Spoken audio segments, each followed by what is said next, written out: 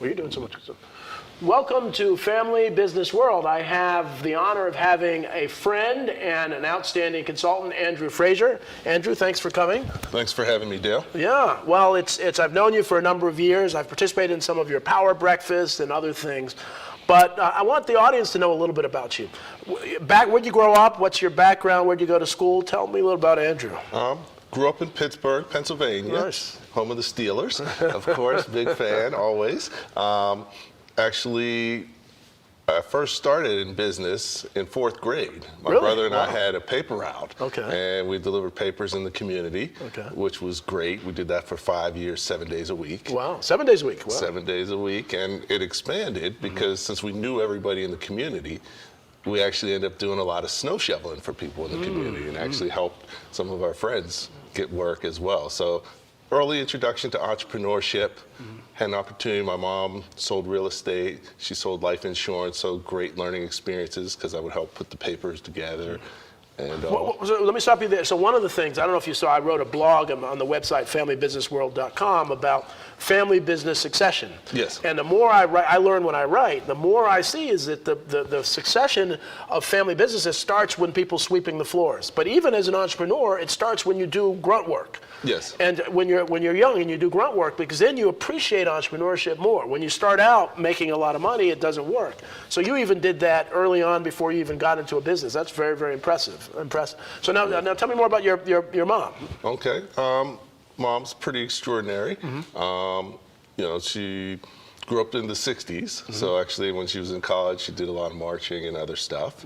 As well, in retirement, she ran for office. Ended up being county councilwoman in the city of Pittsburgh, one of the first ones. Oh, wow. And also she won even though she wasn't endorsed by the party. So she had chutzpah. So chutzpah was passed down to you from generation to generation. Yes, she was a great mom. And so I have you on the show, as my audience knows, I have amazing family businesses, but I also have amazing advisors to family businesses, and you're one of the best out there. So how did you get into this consulting? Talk to me a little bit, and I want to hear a little about your educational background as well, but what's the progression? Well, you know, everybody's progression is different, but a lot of times what you do is you start somewhere and you go different places and you come back. Like I started out with the paper route. Went to school, studied mechanical engineering at MIT. At MIT, great, fantastic, So fantastic. That was, and I had a Navy ROTC scholarship. So the Navy paid for it, which was great because that was the most expensive school in the country at the time. Wow. And I got to be a naval officer. So you went to the Navy right after MIT? Upon graduation, got commissioned the same day. Wow. And served as a Navy Supply Corps officer. So I ran all the business functions for a ship. So I got to learn, you know, retail, logistics, paid everybody, food service. So great experience. So you were like the chief operating officer of a ship, of a naval ship. Not the chief operating officer, but all the business functions. The business, okay, really? So, okay, nice. So great experience in business, and that's what really led me down the business route rather than engineering. Really like business, but business and engineering are similar in that they're all about problem solving. Figuring out solutions. Just business, it's shorter term, and you can sort of see and implement your solutions a lot sooner and quicker. So really love business, love the problem solving. Wonderful. And so after the Navy, after that, what did you do? After I came out, worked for a private company for a couple of years, and then went back to business school at New York University, where I studied finance and management. Wonderful, wonderful. And then after NYU? After NYU, I was executive at New York Life for 7 years, focused in financial management and investments. I got my CFA there, and then had an opportunity to serve as the Chief Operating Officer for the Executive Leadership Council. Let's talk a little bit. A lot of people don't know about that, and so, I mean, this is the who's who of kind of African Americans in business in the United States. So say a little about the Executive Leadership Council. I'm amazed how many people don't know about this, but it's a big deal. It's a huge deal. It's really the top African Americans in corporate America. To become a member, you really needed to be within 3 levels of the CEO. Wow. Or the CEO yourself, company. right? Or CEO, and actually at the time, Ken Chenault was a member. American Express CEO. Yes. So great organization, being involved, working with these talented people, doing training, doing development opportunities, supporting we were there to support their success and help them be more successful and help others become successful in corporate America. So, and then you had another group where the up and coming folks, the next generation, so within the big corporate America. So that was great training, Yes. Great experience to really see that. So after that, what did you do? After that, that's when I started in business. So I had an opportunity to decide whether I wanted to go back to corporate. Like being there, but I'm not really a nonprofit person. Right. And coming back to business was great. Already had been investing in real estate, so that was a real estate crisis as well. So I needed to spend a little extra time with my real estate, and started consulting and actually teaching as an adjunct professor. Okay, where? I taught at Berkeley College, Okay. SNHU, taught finance and accounting. Wonderful, wonderful. Okay, and so now how did we get into actually consulting to businesses? As I continued to grow, started with consulting, built upon it, continued to develop my skills. As an entrepreneur, you do different things. So I worked on the 2010 census, which was outstanding because I learned my community and just met and built relationships, and that helped build my business. Wonderful. So now I understand you have a video that says a little bit about your business. Yes. Why don't you tee that up? No. Okay. So really, my business is about helping entrepreneurs and business owners run their business more professionally so that they can grow. Wonderful, wonderful, great. Are you looking to grow revenues, increase profitability, or obtain financing? If so, you came to the right place. My name is Andrew Frazier, outsourced CFO and owner of Small Business Like a Pro, where the more you know, the faster you grow. I've worked with over 500 entrepreneurs and business owners one-on-one and taught thousands of people about entrepreneurship and business over the years. My expertise is in business strategy and financial management, which I use to help them be able to create a sustainable business that can run without them. And how do we do that? We focus on growing revenue, increasing profitability, and obtaining financing so that their business can grow. If that's something that interests you, I invite you to come check us out and reach out to me. We'd love to help you grow your business. Great, really a great setup for your business. Really, it's amazing how much you do. I had the opportunity to interview one of your clients, Paul Stack, and just an amazing gentleman, and really, sung your praises on camera and even off camera, and really valued. So you got this business going. So say a little more about what do you do? How do you help these businesses? Okay, well, what I do, like most businesses, it's evolved over time. Really started out a lot more coaching earlier on, and then it moved to more... So executive coaching, and I always want for my audience to make sure those that have not heard it, you actually work with individuals to really help them become more successful, right? Is that really what the coaching is? Yeah. It's helping them be, and more just talking with them, and giving them ideas, and taking feedback and helping them think through their strategies. Okay. And then it's evolved into more consulting. So that's really a little bit of coach consulting. A lot of times you're talking with people, coaching them, and helping them figure out what they need to do, but then they may not have the skills or the team to implement it. So also coming in, helping to provide a level of expertise in accomplishing some of the tasks that they need to do on the consulting. And now actually a lot of my business is outsourced CFO, really working with organizations, one, to help them prepare to be able to get financing. So outsource, again, for those that don't know, so outsource CFO, that basically, instead of just hiring a CFO off the street, they hire Andrew to come in and really say, okay, be my CFO for a while, help me get through this difficult period, and then maybe even help me recruit a full-time CFO. Do you do that too, or no? Well, the big thing is most small businesses can't afford a CFO. Right. Because there's a misconception that finance is accounting. Totally two different subjects. Totally different. Your accountant can't necessarily do the stuff that a CFO needs to do. Right. So they're good at what they do, but it's different than it's finance. Totally different. Right. Accounting's from here, backwards, you're looking and back. finance is from here forward. Exactly. So it's two different skill sets. Right. So, when you're having cash flow issues, if you need to get financing, if you need to set up key performance indicators, do financial projections, really strategic planning. All that stuff is more of a CFO type of role, but you don't have to do it all the time, especially as a small business, but you need that expertise for certain things. And they pay you as a consultant, they don't have to pay, all of the healthcare and all of the other benefit programs. So they really get a bargain. But the other thing that I tell a lot of companies about using outside folks, whether it's IT is that you are state of the art. See, the fact that you're working with different companies gives you insight into the latest and greatest ways of doing things, right? Yes. So that's a real advantage of having an outsourced CFO. And having an external perspective so that you can see the business in a different light and share that with the organization. And many times, an owner doesn't really get to talk to their leadership team in a way that they can talk to an external person. And also, I can talk to owner in a different way than their leadership team can talk to them, especially if they need some coaching or maybe you shouldn't do this or whatever. I could do that a lot easier because I'm not fearful for my job.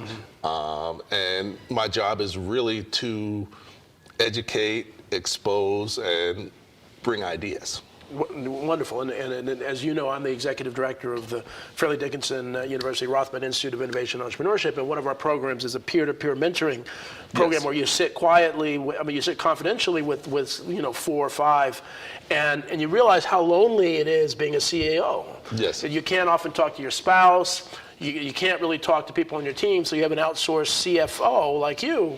So you can really have some real open and honest conversations, and you can kind of tell them the truth. Yes. So often family business, second, third generation, people are too scared to tell you the truth, but you can do that.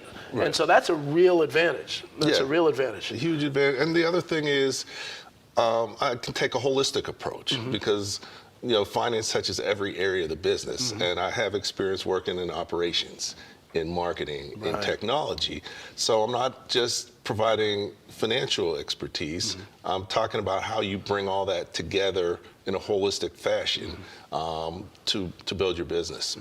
Well, let's talk about, now I have here your book, Running Your Business Like a Pro. I love this. This is a great book. It's easy to understand. I mean, what's beautiful about this thing is easy to understand. And where can people get this? Where can they find this book? Well, it's on my website, so if you want to order a signed copy, you can order it from there. And what's your website? www.smallbusinesslikeapro.com. Excellent. You can also order it through Amazon Prime. There's a Kindle ebook, and also audible.com. We have the audio book, and next month we'll have the Spanish version on Amazon. So there's really no excuse for anybody not to buy your book. They can get it anywhere. And what I like about what you do, as opposed to a lot of others, is you really break it down into component parts. I don't know if you want to share some of your thoughts about that. Right. Really working with business owners, so many over the years, you start to see patterns. Right. You start to see challenges that they run into. So what I talk about is the first half of the book is what you don't know can hurt you.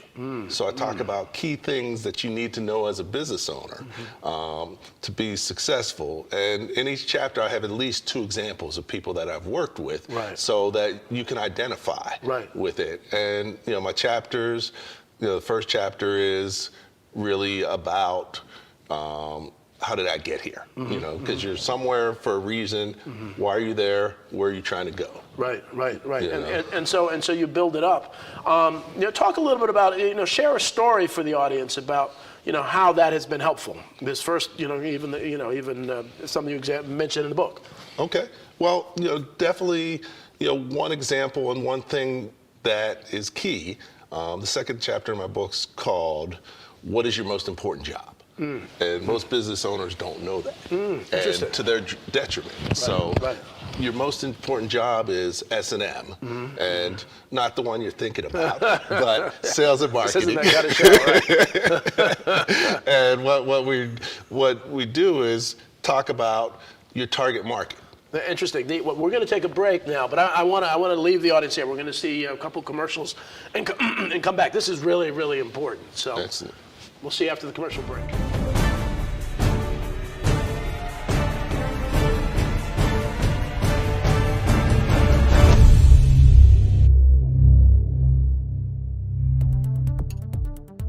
Hello, this is Andrew Frazier. Today's topic is changing your perspective. Because many times for business owners and entrepreneurs, you get stuck in a certain place. And the only way you can move beyond it is changing your perspective. In my book, Running Your Small Business Like a Pro, one of the key themes that I talk about is your business can go no further than you're prepared to take it. So as a result, you have to continue to evolve, develop yourself, because if you become stagnant, your business becomes stagnant. One of the things that you helped to point out to me was that if I don't start thinking of my school as a business, I won't have a... If you're not being the business person of your business, who's being the business person of your business? For those of you who just joined us, I'm talking with a friend of mine, Andrew Frazier, from Small Business Like a Pro. We were just talking about S&M, not that kind. We were talking about sales and marketing. And so finish your thought. You were talking about, a lot of people don't know why they're there, what their responsibility is. Right. So as a business owner, your most important job is sales and marketing. And you really need to be spending at least 2 hours per day on marketing. 2 hours per day on marketing, wow. And sales is not marketing. So, a lot of times there's not differentiated. Right. And since it's your most important job, you need to learn how to do it well. So business owners need to do as much training and learning about marketing and about sales so they can do it better, because that's the biggest thing that's going to impact the success of your business. Give the 2 second, what's the difference between sales and marketing? Okay. Really, marketing is about building a relationship Right. with your customers and clients, and sales is transactional. Right. And marketing is about strategy, Right. building a strategy to be profitable, looking at your business holistically. So really, it's a lot more than PR and advertising. It's the whole strategy and bringing it all together to make your business successful. It is amazing, and I do obviously a lot of consulting as well, how many folks don't really understand the difference. They think, my goal is just to sell as much as I can. Right. And they don't really step back and think about that. So what else? What's next? Okay, what's kind of next in the process? Well, one of the things, and this year, I'm really taking my business to the next level and helping other people to take their businesses to the next level. Okay. So my goal is to help 1,000 small businesses grow theirs this year. So wow, and the majority of those will be family businesses probably. Yes. And so 1,000. Now, how are you going to do that? Okay, That's a great goal. One of the things that we put together is the SB Pro Growth Challenge. Okay. And it's a challenge to challenge business owners to grow their revenues. So the winners, we have $20,000 in cash prizes for the winners. Nice. And to win, what you're going to do is grow your revenues the most 2020 versus 2019. Okay. There's a winner in terms of dollar growth, and there's a winner in terms of percentage growth. Okay, now how do they find out about this? This is a great opportunity for every business. And how do they find out about that? All you got to do is go to our site. Okay. Say that again for those that missed it. What's the website? Well, we have a site specifically for it. Okay, yeah. It's sbprogrowthchallenge.com. sbprogrowthchallenge.com. Okay. Right. And you can get there through my regular site as well, but Okay. that takes you directly there. Okay. And not only is it a challenge where you can win money, but the most important piece is a challenge where we help you to learn how to market and how to sell more effectively so that you can grow your revenues. So that's the most valuable piece, because if we can help you grow your revenues by 10, 20, 50, 100,000, Right. you're going to make a whole lot more money. Right. And that's really what we're here to do, is help businesses grow.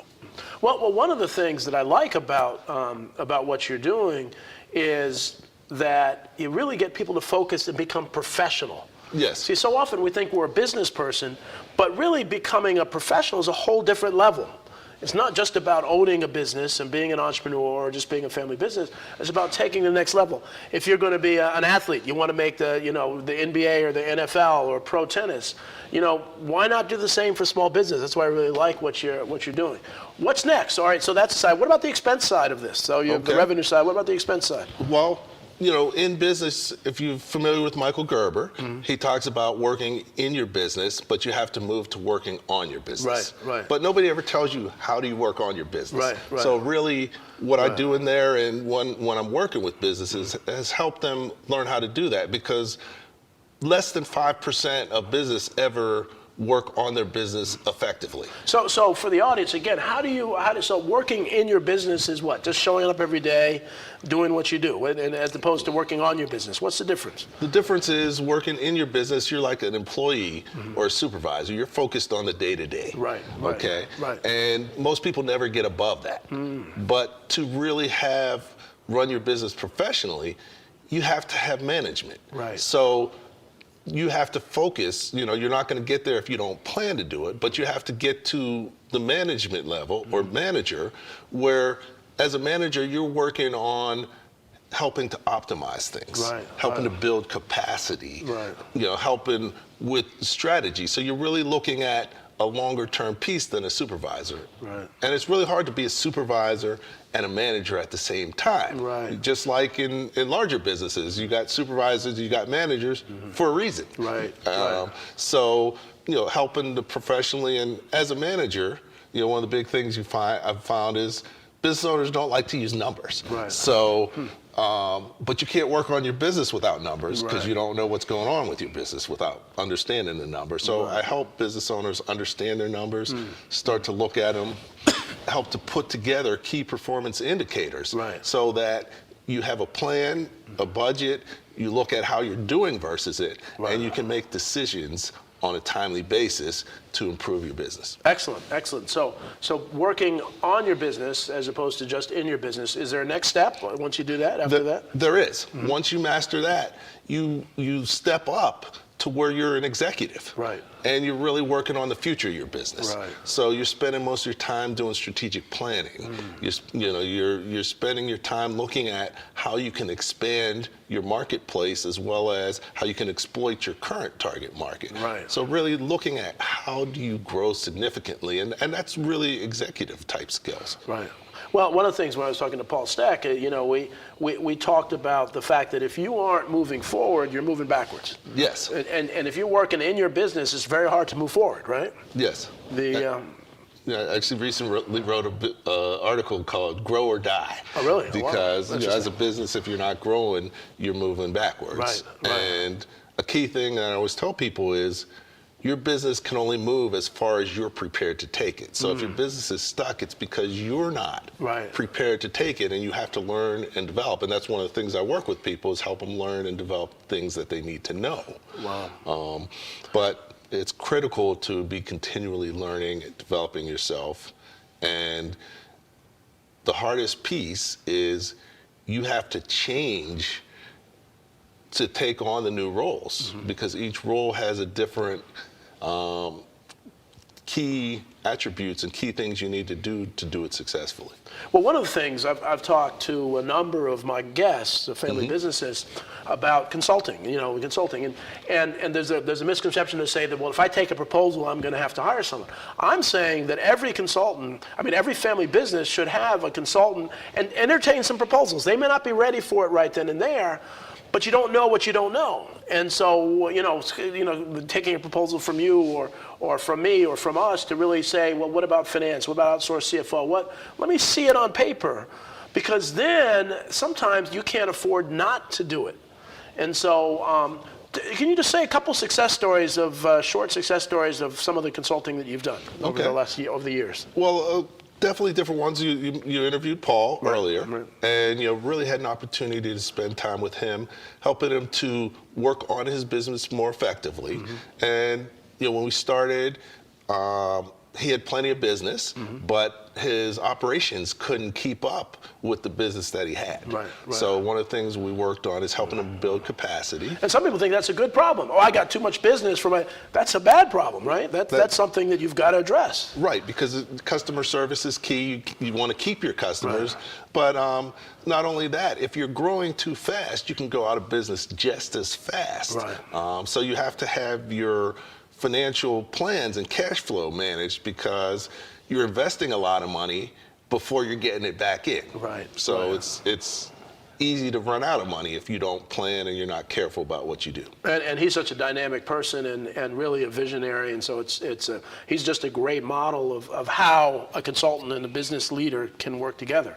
Now you have some other things coming up, the Power Breakfast. Talk about some of the other things you're working on. Very, very exciting stuff. Okay, great. Well, as you know, I've done a Power Breakfast event for entrepreneurs and business owners for the past 9 years. Yeah, it's been a long time. And, it's been great stuff. You've got to go. It's good stuff. Right, and we brought in business thought leaders from around the world.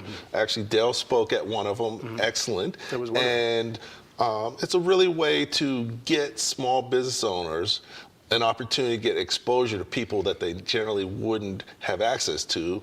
But not only that, I focus and make sure that the messages are small business focused with things that small business owners can implement immediately. Right.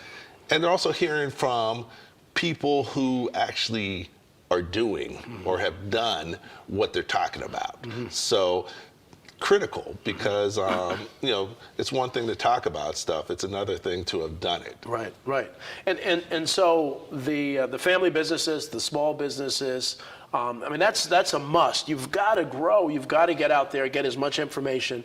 Maybe you don't think you can hire a consultant, but you can easily afford to go to these Power Breakfasts. What other things do you have on the docket? What other kinds of programs? Well, one of the key things is, I recognize the cost is hard for people to bring someone in, and it's I can understand that, and not everybody can afford it. But that's one of the reasons why I wrote my book, because that's the equivalent of 10 hours of coaching with me. Nice. So you're going to learn things you need to know, and even if you're going to work with me, that's a great start, because then we can move forward into more complex stuff. Right. And I'm in the process of writing 2 more books. Well, wonderful. So one book is on marketing. Okay. And, talking about key things, because that's the most important job for business owners. And the other one's about obtaining financing, because, obtaining financing is a mystery for a lot of business owners. And most don't get it because they don't deserve it, because they're not prepared. So helping them to do that is key.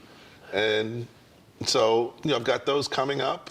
I also have a virtual summit on business financing. So that's going to be available online. And we're going to have 30 to 40 key people who could talk about different areas of business financing to educate business owners so that they could prepare and understand what they need to do and what type of financing they might want to do. Excellent. We're really at the end of our time.